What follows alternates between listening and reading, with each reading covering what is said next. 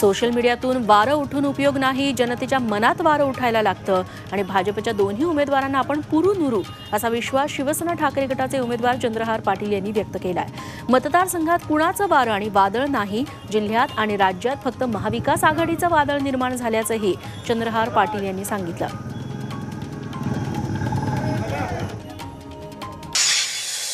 शरद पवार यंदा मतदान बारामतीत करणार आहेत। लेक सुप्रिया सुळेसाठी बारामतीत मतदान करण्यासाठीची प्रक्रिया पवारांनी पूर्ण केली आहे। माळेगावात शरद पवार मतदान करतील।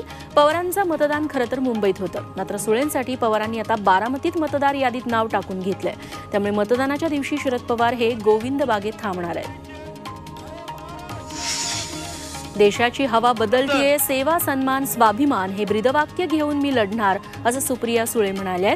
मी माझ्या नावानं निवडून जाते, इतर कुणाच्या नावानं निवडून जात नाही असा टोला त्यांनी सुनेत्रा पवारांना लगावलाय। अमृत नोनी गॅस्ट्रिन, अपचन, ऍसिडिटी, गॅस्ट्रबल ह्यापैकी तुम्हाला कुठलाही गॅस्ट्रिक प्रॉब्लेम झाला, उपाय एकच, अमृत नोनी गॅस्ट्रिन। जालन्यात गोलापांगरी इथं भाजप उमेदवार रावसाहेब दानवेंना मराठा आंदोलकांनी घेराव घातला। दानवे आणि खोतकरांच्या प्रचार सभेत मराठा आंदोलक आक्रमक झाले। या सभेदरम्यान मराठा आंदोलकांनी दानवेंना निवेदन दिलं। दानवे स्टेजखाली उतरताच मराठा आंदोलकांनी घोषणाबाजी सुरू केली। दानवेंनी शांतपणे आंदोलकांचं निवेदन स्वीकारत त्यांची मनधरणी केली। दानवे या मराठा आंदोलकांशी पुन्हा चर्चा करणार आहेत।